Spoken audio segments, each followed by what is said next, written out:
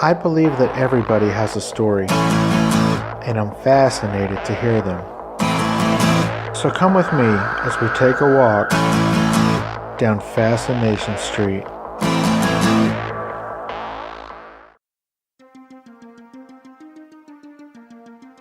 Do you guys ever feel a prolonged lack of energy?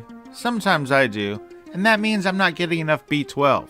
What is B12? Well, B12 doesn't give you energy, but what it does is help your body convert food into energy by helping your body to produce more red blood cells. A lot of companies offer a B12 supplement in either beverage or pill form, but a lot of the B12 actually gets lost by the inefficiencies of the digestive system. Well, those days are over. Forget everything that you think you know about inhalation and imagine a world where inhaled products are designed for health and wellness. Imagine inhaled products engineered to be free of toxins and instead provide a functional benefit with every breath. Well, that world is now. Introducing electronic vitamin B12 from Inhale Health, a major breakthrough in vitamin B12 delivery. Inhalation allows vitamin B12 to be absorbed instantaneously when breathed in. Vitamin B12 inhalers provide a non-invasive, portable, and highly effective way to maintain peak vitamin levels. Each vape pen comes preloaded with 400 breaths, which is roughly a 1-month supply, and is already charged. You don't need to refill it, you don't need to recharge it. When you're done, simply throw it in the recycle bin and order another one. I love this product so much that I actually reached out to the company and asked them to sponsor my show. And they agreed. So here's what they're going to do. Every one of my listeners who goes to inhalehealth.com and orders any of their 7 different vape pen products is going to get a 10% discount plus free shipping when you put in the promo code FSP as in Fascination Street Podcast. So there it is, guys. That's inhalehealth.com, 10% off any of their 7 products, free shipping. Promo code FSP. So give it a shot. You'll be glad you did. And hey guys, you're welcome. Hi everybody, this is Steve Owens from Fascination Street Podcast. I really appreciate your listening to the show. I'm having a lot of fun getting to talk to some really fascinating people, and I want to continue doing this, but I need your help. I need you to subscribe and tell people about the show. But the biggest thing you can do to help me is to rate and review the show on iTunes or wherever you listen through. As a special thank you, anyone who rates and or reviews the show, send me a screenshot as proof and I will mail you a set of 3 pair of silk cufflinks courtesy of my friends at Menlo House. You can send it via Twitter to @FascinationSTPD, via Instagram to FascinationStreetPod, or email me at FascinationStreetPod@gmail.com. I really appreciate all of you for listening and for helping. Thank you so much. Now let's get to this week's guest. Welcome back, guys. This episode is with actress Audrey Walters. In this episode, we talk about Audrey growing up in South Texas and what made her get into acting. We also talk about why it's important for taped auditions to be professional, as well as Talk to the Camera, which is an organization she started to help kids get comfortable in front of a camera.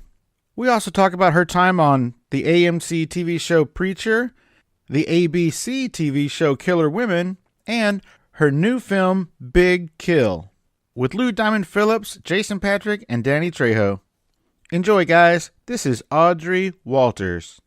Yeah, talk to me, yeah.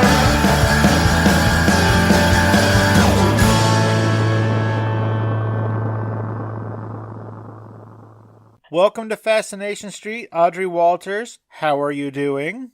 I'm doing great. Doing really, really well. So great to talk to you. It is so great to talk to you. For a while, you lived in San Antonio and grew up kind of in the valley, closer to Mexico, but still in Texas. Can I assume that you are bilingual? Not exactly completely bilingual, but I definitely know the bad words in Spanish. And I can get by. Nice. It's funny how you learn those. Yeah, you have to learn those because you got to stand up for yourself. Well, growing up in San Antonio, when you get cornered in a bathroom or something. That's right. Growing up in San Antonio, those were the first ones I learned as well. Were they? Yes, they exactly. were. Yes, Are you bilingual? About as much as you. Yeah. All right. So we would survive on the streets, wouldn't we? Yeah, I mean, I could get by. I worked in kitchens and restaurants for a really, really long time. So Yeah. I could get by pretty well, but I wouldn't say I'm fluent. Other people would say I'm Yeah. fluent, but I wouldn't say that. Right. So Yeah. what took you to Texas Tech? Why'd you pick that school? It was as far away from home that I could get without being out of state, and that's the truth. I believe that. I was ready to leave. I was ready to get out, and going out of state my family wasn't in a financial position to be able to do something like that. My mother grew up in West Texas, and I have a family of Red Raiders, actually, who all went to Texas Tech. So I have been there. My grandma lived there until she moved in with my parents. So I was familiar with Lubbock. But I really, really loved being as far away as possible from Uvalde, believe it or not. Just trying something different. Oh, I believe it. Have you been through Lubbock, the Lubbock Mhm. area lately? No, it's been years, actually. I haven't been there in a long time. When I went to school there, it was a dry county. And I don't know if your listeners know what that means. It's kind of hard to fathom now, but it means that they don't sell alcohol within the city limits at all. There was a part you had to go to outside of the city limits, and they called it the strip.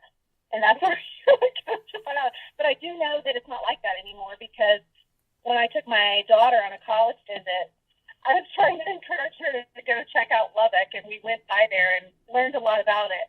So that was probably 5 years ago. That was the last time I was there. Oh, that's so funny. I thought it still was a dry county or a dry city. No, it's not anymore. At least that's what I found out when I took Madeline there. And she wasn't as impressed with it as I was. I loved it there. I absolutely loved it.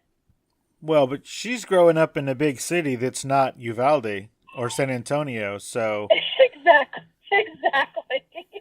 Yeah. Yeah, and my family is very outdoorsy. Lots of hiking, biking, mountain climbing, surfing, all kinds of water sports, So you're right. So going to Lubbock and looking around and going, I don't see what I would be doing here. I understood. Wow, it sounds like a party in your family. No, not that, but we're just really active. That's amazing. Well, it's a good thing that you didn't raise your kids in San Antonio, because we're almost always like one of the top 5 fattest cities in America. Yeah. Yeah. Yeah. I do know that. Yeah. But at the same time, the people in San Antonio are just amazing. I mean, I love it every time that I come home to Texas, and I'm just reminded of just the generosity and how everyone is just so caring and giving.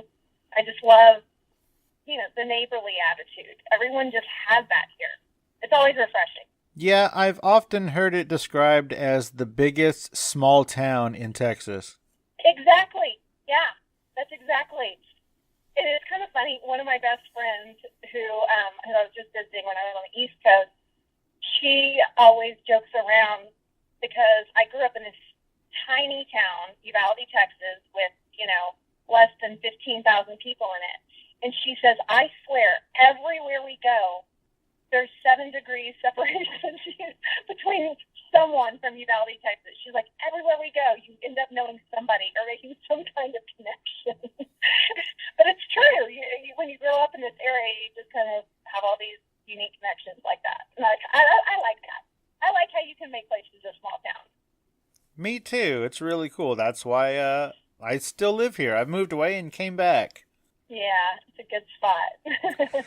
So I guess it was about 7 weeks or so ago, my wife and I took a road trip to, we went to Marfa, Texas, and then we went to Santa Fe and then on to Boulder and back. And we drove through the Lubbock area, and boy, I tell you what, Yeah. it is just windmills as far as the eye can see. Yeah. Did you see the ghost lights of Martha? No, when we were there was a storm, and it even hailed while we were there, which was really weird because Oh, it was like May 1st or something, and it was just crazy hail. So there was too much weather for us to see any of the lights. oh, bummer. Well, I went on a trip there as a kid. I mean, I must have been 12 or 14 years old. And I have a memory of seeing these ghost lights. And I still, to this day, believe in them. And I was telling one of my friends in Boulder about the ghost lights because they were going to Marfa for a film festival or something. And then he told me that they were just car lights. Is that right? No, your friend is messing with you. It's a real thing. Yeah, Okay, thank you. it's a real wait, thing. No, I was like, I swear to you, it's a real thing. I saw it when I was a kid. Yeah, when we were there was like this crazy fire that started on Mount Davis or Fort Davis or whatever it's called. Oh, yeah. And it ended up burning for, I don't know, 2 or 3 weeks or something. It was crazy, but it started when we were there, but we didn't do it. It was that storm. That storm had some lightning that started that fire, and it was weird. It was weird. Oh, wow. Yeah, crazy things out there. Also, Well, that's quite a road trip y'all went on. it was. Also, we saw the biggest rabbits ever. The jackrabbits out there. Good Lord, they're big. Yeah. Yeah. That's funny. But enough about hillbillies. So, what did you go to school for? Broadcast journalism. Why? I am a curious person, and I love to talk to people and learn about them. And I'm still the same way. So truly that's why I wanted to do that. Plus, I was enamored with television and working behind the scenes, figuring out how everything works and producing. There were multiple reasons why I originally went into it. Ultimately, when I started trying to work in the field, I discovered that I didn't really have that cutthroat tenacity that you sometimes need to get a story. Yes. I'm just more of a creative and a collaborator, and that's just the way I'm made. And so that's why I eventually made the transition into becoming an actor and doing, more production, producing my own things. I would like to get more into that. Well, this might be the perfect time for you to get back into broadcast journalism because I feel like a lot of the news outlets are being really creative lately. Good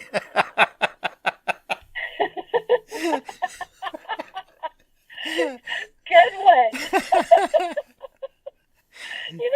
I don't even watch the news. It's terrible. Yes. I just don't. I don't watch it either because I don't know who to believe, and it's all bad news anyway, so it's not worth it. It is.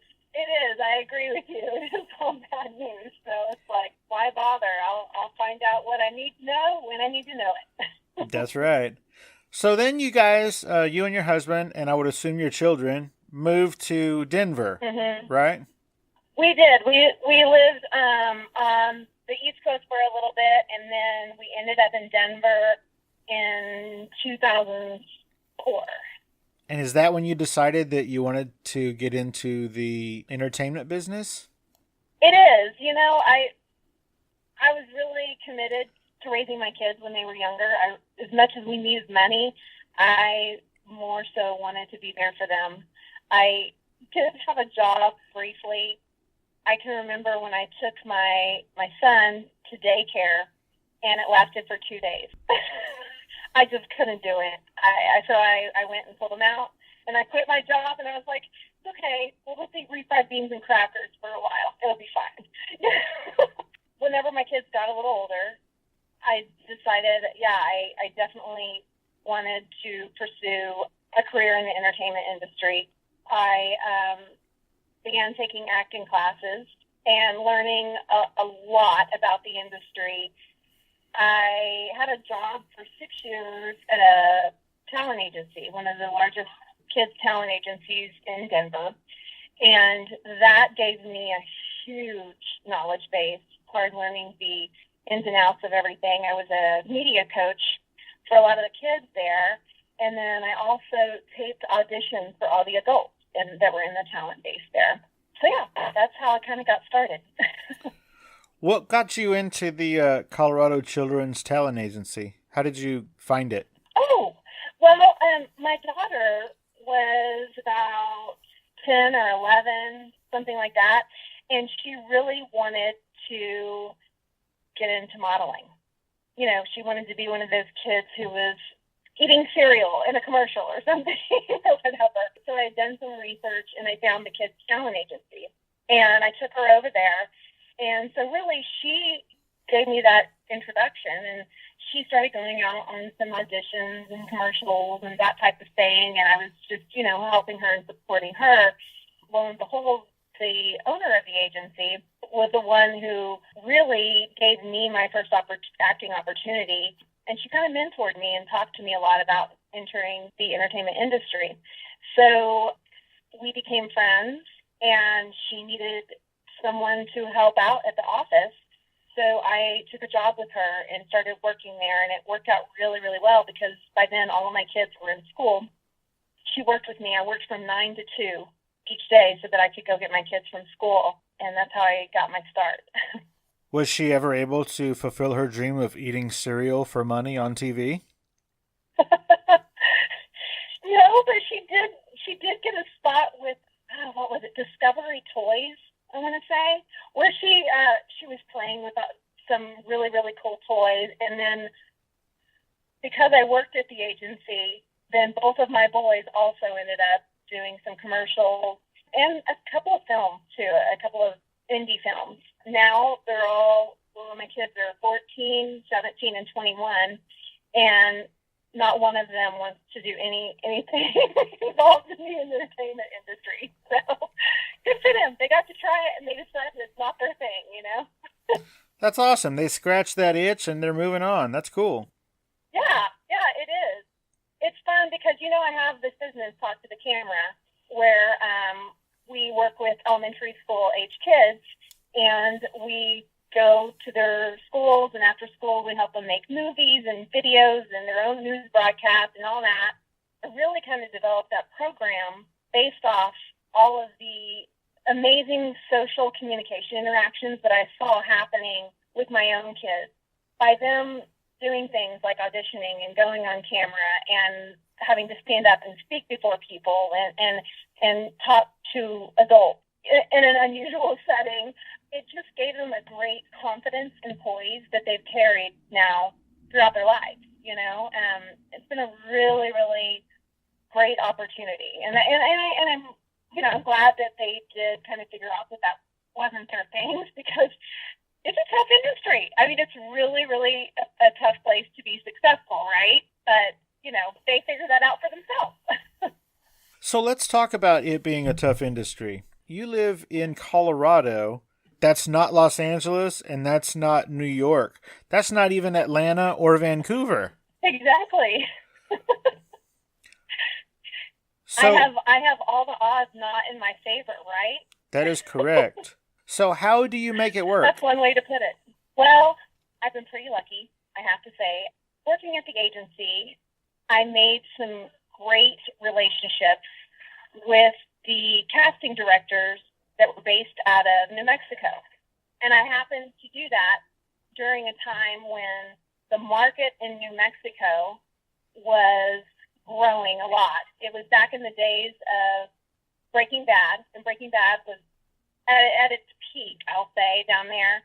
And so the industry was just growing and evolving, and it was all happening at the same time, where I was building relationships with the casting directors and some of the people who worked production down there. So that's sort of how I started. And New Mexico, the market down there has been so good to me, and it has grown like crazy. I mean, just the amount of production going on down there is kind of crazy, because it's not as big as it is in Los Angeles, obviously, or Atlanta, or Vancouver for that matter. However, they have some great opportunities, and that kind of got me going with all of it. And, you know, once you kind of get one big thing, I think one of the first time I actually had to join SAG was, I think it was that ABC show that I did. It's called Killer Women, and I got a guest starring role on it. That was whenever I became a member of SAG. I think I'd done 3 or 4 projects. I was at that point where I was a must join, and that was, you know, where you kind of before you step back on set, you need to join SAG. So once I did that and kind of started getting more and more jobs, then I became a little bit more marketable to some of the other places throughout the nation. And I said yes to every opportunity. And my agent in New Mexico, she said to me, because she would send me an audition request, and that was back in the day when you actually had to be in the room to audition. Now, things have changed so much, you don't even have to be in the room. You can send in a tape, right, for the first round of auditions. But I would always say, yes, I will be there, and then I would try and figure out how I was going to make it work and get down there. So I think saying yes to almost everything that came my way was what kind of put me in a position to where I am now. I interviewed the great Rance Howard, which is the father of Clint and Ron Howard, shortly before his... Oh, wow! Yeah, I interviewed him shortly before he passed last year. Oh, cool. Yeah. And one of the bits of advice that he gave both of his kids growing up was whenever they would come to him and say, you know, hey, Dad, should I take this role? I'm really not sure if I should. And he would just look at him and say, well, let me ask you, if you don't, is somebody else going to? And they said, well, yeah, obviously. And he said, so why wouldn't you? Yeah. So I think that's That's great advice. It is, because somebody's going to take that role. It might as well be you. And if you do so many things, what's the chances you're going to get typecast into any one thing? Because you're doing so much. Exactly. It's true. Yeah, and I mean, that's just what's kept me going was I said yes, and I continue to do it. I think that's a great point. Yeah, if you don't go for it, somebody else is going to get it. So why not? Like that role is going to be filled. You might as well get paid for it. Yeah. So exactly. So when you tape yourself, do you just use your phone? No, I don't. I'm pretty professional about it because whenever I worked for the agency, that was my job. I taped everyone's auditions. I would edit them together and I would send them to the casting directors. So I learned a lot about when you're taping an audition and you send it to a casting director, the ways that they want to see it and the way that they want to receive it. Because what a lot of actors maybe do or do not know is sometimes if a casting director gets your taped audition and it doesn't really fit their criteria, they may not pass it along to the directors or to the people who are making the choices. It's really up to their discretion. So I don't use my phone. I have a camera. I have good lighting. I try to have good audio. I try to make it as professional as possible just because I think those things matter. I mean, and I know that there's all these audition tapes out there from people who have done it with their phones and they get cast in Stranger Things or something really bad based off of a phone audition. So it's possible. It can be done. I think that it makes it maybe just a little bit more harder, though, because there are all these barrier points of entry that we have to get through in order to get a job. And if your audition tape is of low quality, that's just the first barrier to have to get past. Well, that makes 100% sense, and that's fine when you're at home, but like right now, you're 3,000 miles from your house. So what if you get a call today and they want you on tape? What happens then? Good question. Well, that's happened to me before, and there's lots of taping houses, believe it or not, and they're all over the place. So this happened to me when I was in New Zealand. I had 3 auditions while I was down there. I was down there for almost 3 weeks because my daughter was studying abroad down there. So I called around to the talent agencies that were in New Zealand, and I said, hey, is there anybody there who can tape me? Just because I was trying to get that professional quality. We were one of the times in a rural area, and so I did have to use my phone. Gosh, I have this app on my phone that just takes higher quality video. I'm trying to remember what it's called now. Film MC or something like that. And it just takes higher quality video, and I rearranged our hotel room, set up my lighting, tried to find a plain, backdrop, and so I did use my phone. So it's fine to use your phone. It's just know how to light yourself, how to have good audio, and the right way to hold the phone to where it's not the video is not the wrong way, you know. So if you don't hold your phone in a landscape mode during video, then the video comes out weird. Yep, that is true. Yeah, this is true. So yeah, I mean, it's possible. It's kind of like, saying yes to every audition and trying to be in the room. The same thing. If you have something like, if your kid is graduating from high school, obviously you're not going to miss your kid's graduation. Or I'm not. Maybe somebody would. So obviously if I can't be in the room, then I find the next best thing. So I feel the same way with the taped auditions. Try to make it as professional as possible. But if I can't, then I try to find the next best thing, and it's usually a phone or an iPad. Well, that makes sense. But I would like to say that if I had to choose, I would definitely go tape myself rather than go to your kid's graduation. Yeah. I would totally miss your kid's graduation, is what I'm saying. Okay. There you go. You wouldn't miss anything, huh? Well, I would totally miss your kid's graduation is all I'm saying. So Yeah. Okay. So I'm assuming that you've done a lot of traveling for auditions. Mhm. How does that work? Southwest Airlines is my private jet. Okay, so I got a Southwest credit card years ago and started putting all my bills on my Southwest credit card, paying it off every month, doing the right thing, but accumulating miles. And so truly Southwest Airlines makes it so easy. I've booked flights and flown out in an hour or two. I can change flights last minute. There's no fees.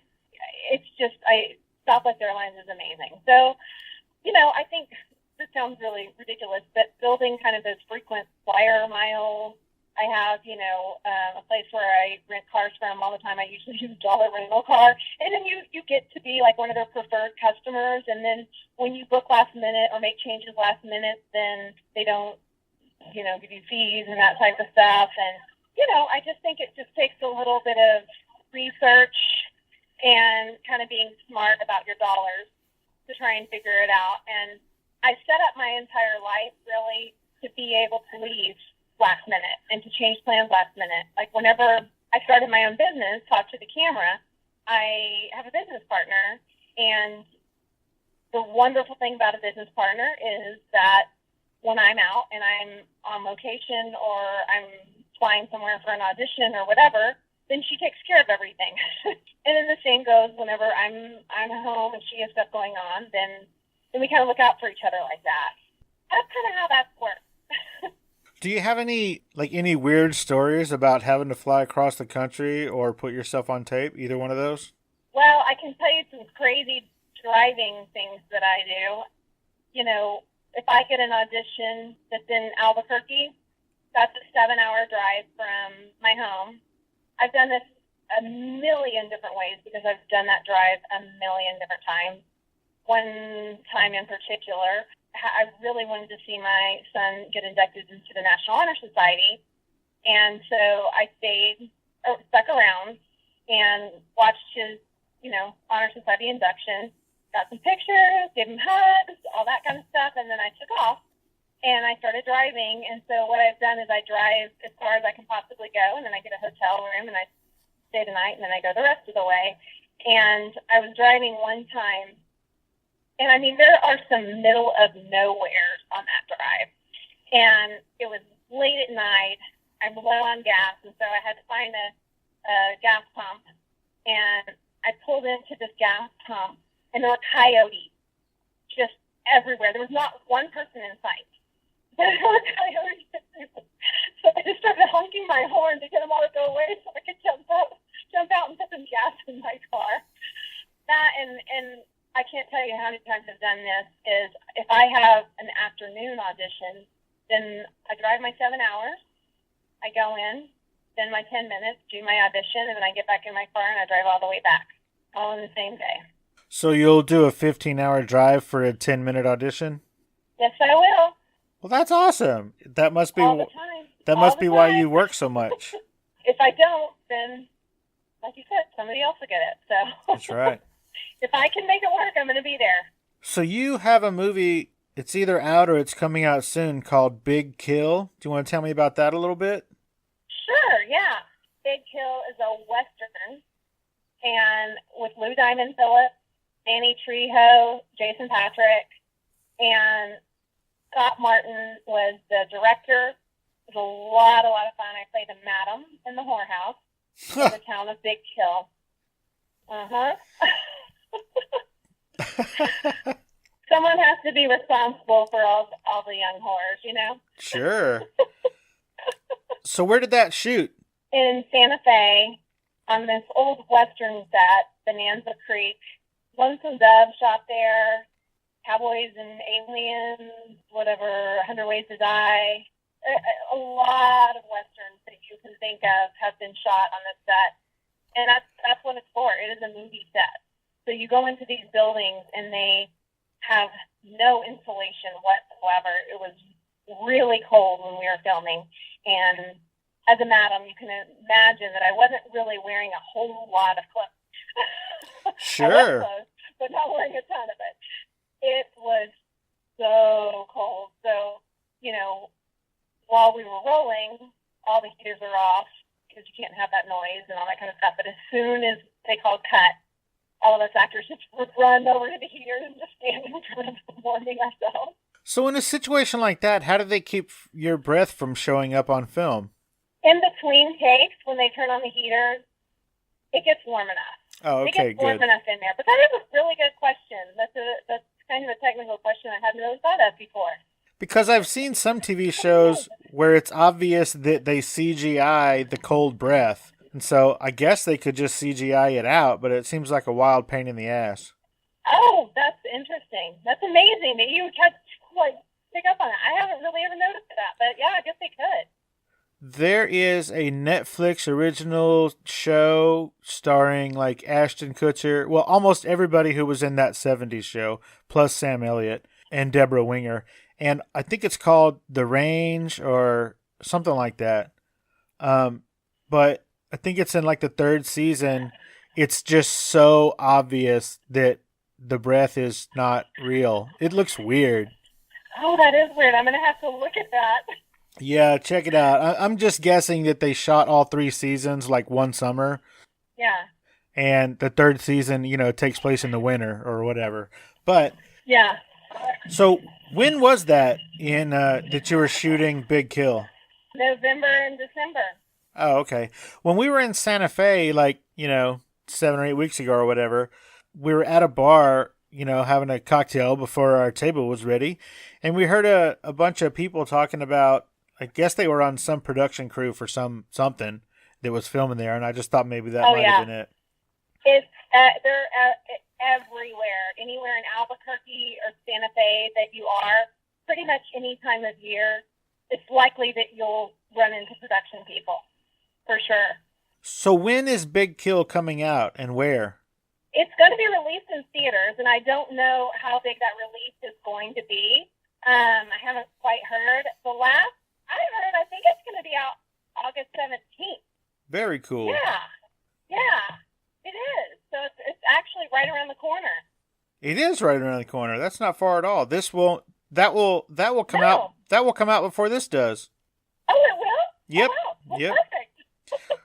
So everybody go see Big Kill, wherever it is. Yeah, go see it. Wherever it is, find it. Check it out.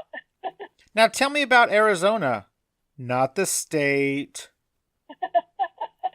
Yeah, Arizona was also filmed in New Mexico, filmed in Albuquerque, and the dark comedy. I worked opposite Rosemarie DeWitt. She's phenomenal. She did a great job in this film, but it was a whole big crew from Danny McBride's people, you know, all the people from Vice Principals. A lot of them were involved in the making of Arizona. And last I heard, it's going to be in theaters potentially this fall, but I don't know. I'll let you know whenever I learn more about that, like where you can watch it and when. Well, you just relax and don't try too hard to let me know, because I think the internet will let me know, and you can just not worry about me. How's Go. that? Okay. All right. I believe that there is a movie coming out on Netflix soon. Again, maybe it's already out, called Our Souls at Night. Yes. Yeah. It's already on Netflix. You can watch it. Now, that has Jane Fonda and Robert Redford, right? Yes. Cool. So, tell me about Our Souls at Night. Yeah, that was with Robert Redford and Jane Fonda, and it was just a huge honor. I mean, to get to work with them. So much to learn. So much to learn, right? Now, did you have any scenes with either of them? I did have scenes with them, but they got cut. So you'll just see me on my own, showing the family the house, because I was a real estate agent. Well, that's cool. But that happens, and that's not the first time that's happened to me. When I first got AMC's Preacher, and I had a recurring role on that, and it was the very first episode that was coming out, and we had all of our friends over, and had a big party at the house. We were going to have a viewing party, and as the episode went on and on and on, I was like, oh, I think my part already passed, and I'm not in here. So, sometimes you don't know if you make the final cut until you're watching it with America. Yeah. How many episodes of Preacher were you on? 4. And what season was that? 1? Season 1, yeah. How cool is that? Did your character die? Yes. Oh, so you probably won't be back for a 5th episode? Yeah, probably not. Well, they're already on the 3rd season now. I mean, spoiler alert, anybody who is still on the 1st season of Preacher, everyone who lived in the town dies. Well, maybe that town will, all those people will show up on The Walking Dead. That's a great idea. Should pitch that to AMC. I'll get right on that. Okay, so Audrey, before I let you go, will you tell everybody where they can find you on social media? On Twitter, I am Audrey Walters. Audie is a family name, by the way, because my dad really loves Audie Murphy. So Audrey Walters, AUDIEWALTERS. That's my handle on Twitter. You can also find me on Instagram, Audrey Walters. Facebook, Audrey Walters. You can just go to my website, which is audreywalters.com. And there's links on there. You can also find me on talktothecamera.com. And Talk to the Camera is on all the social media platforms. We have pretty big YouTube presence because, we work with a lot of kids who make a lot of videos, so it's a lot of fun. Well, that's kick-ass. I want to thank you so much, Audrey, for taking time out of your very interesting trip home to San Antonio to talk to me. Thanks. Thank you. It was great chatting with you, and it's always lovely to meet another Texan and connect with you. Indeed. Good luck on the rest of your trip, and have safe travels back home. Okay, thank you. You take care. You Bye. too. Thanks, Audrey. Bye. Thank you. Bye. From director Scott Martin and Archstone Distribution comes the newest Western. Christoph Sanders, Jason Patrick, Michael Pere, Scott Martin, Clint Hummel, Elizabeth McLaughlin, K.C. Clyde, Stephanie Barron, with Lou Diamond Phillips and Danny Trejo.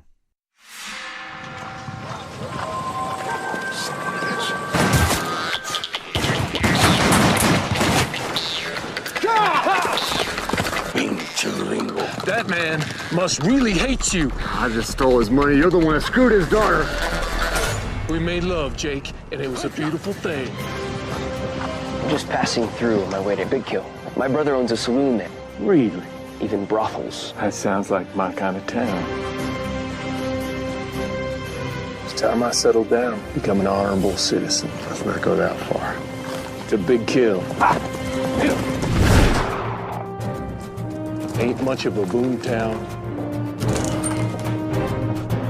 I know you. You're Jake and Travis. Who are you? Johnny Kane. You two should get out of town. You don't seem very welcome. We're used to that. I'm the preacher. No shit. What's your business here? Just passing through? See to it you pass through quickly. I need to find out what happened to my brother.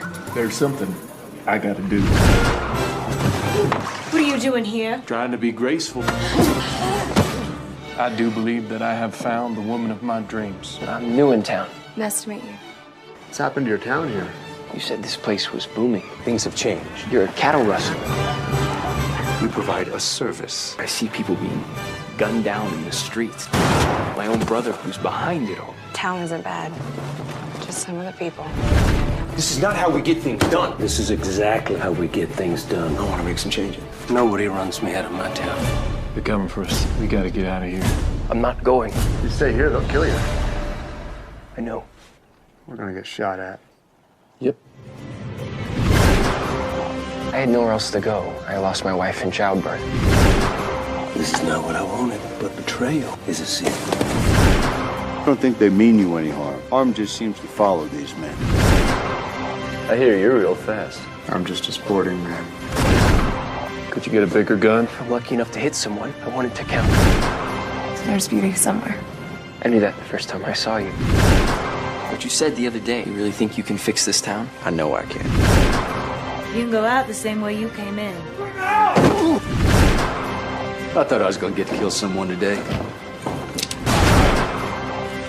I'm tired of getting run out of every town we go to. It's time to make a stand for something. Any last confessions? My soul's at peace. Is yours?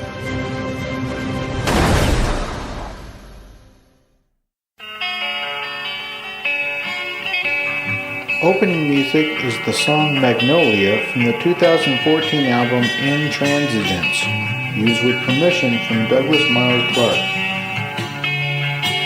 Closing music is Apollo from the 2001 album Into the Known by the band Sapphire. Thanks for hanging out with us and getting to know a little bit about our guest.